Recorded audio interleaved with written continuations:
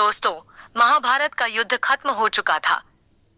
धरती पर पड़े थे वीरों के शव और घायल दुर्योधन अपनी अंतिम सांसों के इंतजार में झील के किनारे पड़ा था। लेकिन तभी वहां आते हैं स्वयं श्री कृष्ण। दुर्योधन की आंखों में क्रोध, दुहक और हार का मिला जुला तूफान था, पर श्री कृष्ण के चेहरे पर गहरी शांति। तभी होता है वो संवाद, वो रहस्य जिसे जानकर आपकी आत्मा कांप जाएगी। क्या था वो आखिरी सच जो कृष्ण ने दुर्योधन को बताया? क्यों कृष्ण ने कहा, दुर्योधन, तू हारा नहीं, बस तुझे अपने कर्मों का फल मिला है। इस वीडियो में हम जानेंगे वो रहस्यमयी पहलुओं में छुपी दुर्योधन की मृत्यु और कृष्ण के अंतिम वचन की पूरी कथा। तो अंत तक जरूर देखना, क्योंकि ये सिर्फ कहानी नहीं, चेतावनी है। इतिहास की सबसे कड़वी सीख। कौरवों की सेना समाप्त हो चुकी थी और दुर्योधन गदा युद्ध में भीम के हाथों गुप्त प्रहार से बुरी तरह घायल होकर एक झील के भीतर जा छिपा था। उसका शरीर टूटा हुआ था, लेकिन उसका अहंकार अब भी जिंदा था। झील के ठंडे जल में लेटे लेटे वो सोच रहा था, मैंने क्या गलत किया? क्या मेरा स्वाभिमान मेरी सबसे बड़ी गलती थी? चारों तरफ सन्नाटा था और उसी सन्नाटे में उसके मन के भीतर शोर था, हार का, अपमान का, अकेलेपन का। तभी दूर से किसी के कदमों की आहट आई। वो कोई और नहीं, स्वयं श्री कृष्ण थे। उनके आने से जैसे झील का पानी भी स्थिर हो गया। दुर्योधन ने देखा और कहा, अब आए हो माधव, जब सब खत्म हो गया? श्री कृष्ण धीरे धीरे झील के किनारे पहुंचे, जहां दुर्योधन अधमरी हालत में पड़ा था। दुर्योधन की आंखों में आंसू थे, पर ईगो अब भी पूरी तरह मरा नहीं था। वो बोला, हे कृष्ण, तुमने धर्म का साथ दिया, पांडवों को जीत दिलाई, लेकिन क्या तुम बता सकते हो मैं पापी कैसे हुआ? क्या राज्य मांगना पाप था? क्या अपनी बहन दुर्शला का अपमान सह लेना धर्म होता? क्या मैं गलत इसलिए हूं क्योंकि मैं हार गया? कृष्ण मुस्कुराए।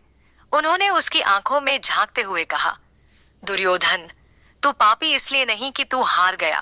तू पापी इसलिए बना क्योंकि तूने अपने मन की आवाज को बार बार दबाया।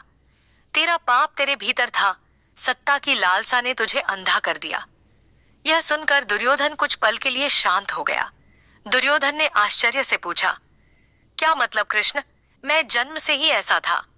कृष्ण बोले, नहीं दुर्योधन, तू जन्म से दुर्योधन नहीं, सुथलेन था, वो बालक जो न्यायप्रिय था, जो बलशाली था, जो मित्रों के लिए जान देने को तैयार था।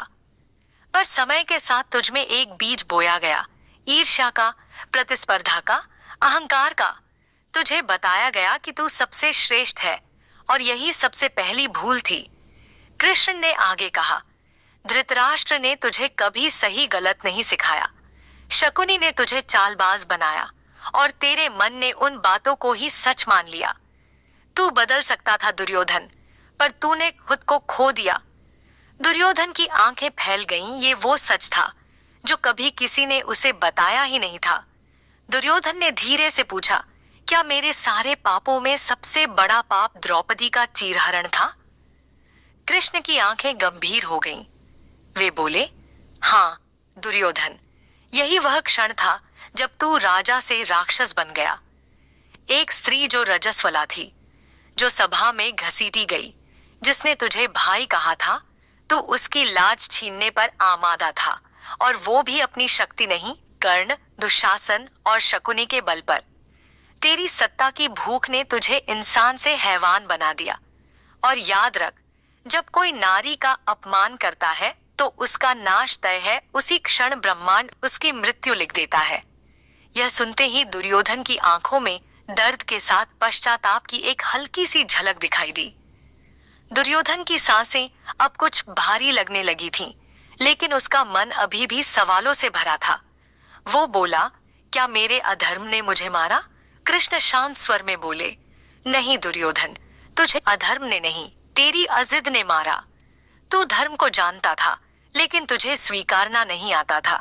भीष्म ने, द्रोण ने, विदुर ने, यहाँ तक कि गांधारी ने भी तुझे चेताया, पर तू सुनता नहीं था। तेरी जिद इतनी मजबूत थी कि तूने अपने अपनों की बातों को भी अनसुना कर दिया। कृष्ण ने आगे कहा, दुर्योधन, तूने युद्ध नहीं लड़ा, तूने अपने भीतर की आग से खुद को जलाया है। तुझे किसी ने नहीं हराया, तू खुद अपने ही कर्मों से हारा है। दुर्योधन की आंखें अब कुछ देर के लिए बंद हो गईं।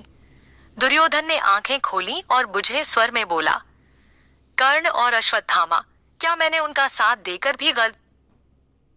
कृष्ण थोड़ी देर शांत रहे, फिर बोले, दुर्योधन, कर्ण और अश्वत्थामा तेरे सच्चे मित्र थे, लेकिन तूने उनकी निष्ठा को हथियार की तरह इस्तेमाल किया। कर्ण के साथ तूने दोस्ती तो निभाई, लेकिन उसे बदले की आग में झोंक दिया। अश्वत्थामा जैसा ब्रह्मास्त्रधारी भी तुझे नहीं रोक पाया, क्योंकि तूने कभी उसे धर्म की राह पर चलने नहीं दिया। मित्रों की शक्ति तब तक फल देती है जब तू उन्हें सही दिशा देता है। तूने उन्हें खुद के अंधकार में झोंक दिया। यही तेरी सबसे बड़ी परीक्षा थी, जिसमें तू विफल रहा। दुर्योधन अब कुछ नहीं बोल सका। वो भीतर से धीरे धीरे टूट रहा था। कुछ पल खामोशी के बाद दुर्योधन ने थके स्वर में कहा, इतिहास मुझे एक खलनायक की तरह याद रखेगा ना कृष्ण? कृष्ण थोड़ी देर तक आकाश की ओर देखते रहे, फिर बोले, नहीं दुर्योधन, तू खलनायक नहीं, तू एक प्रतीक है।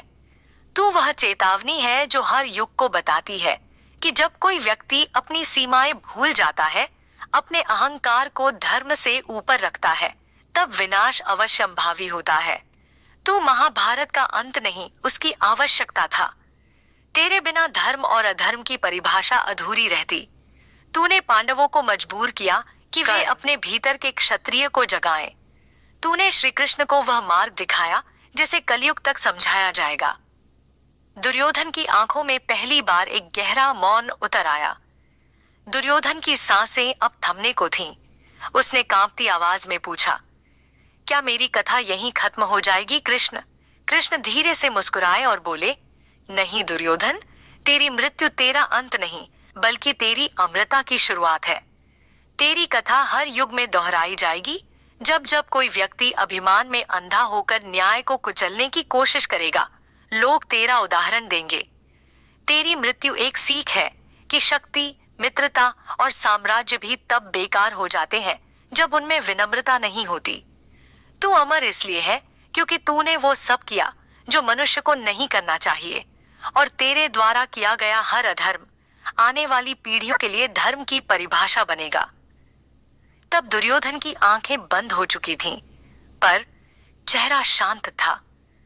दुर्योधन की देह अब शांत हो चुकी थी, पर श्री कृष्ण की आंखों में गंभीरता थी।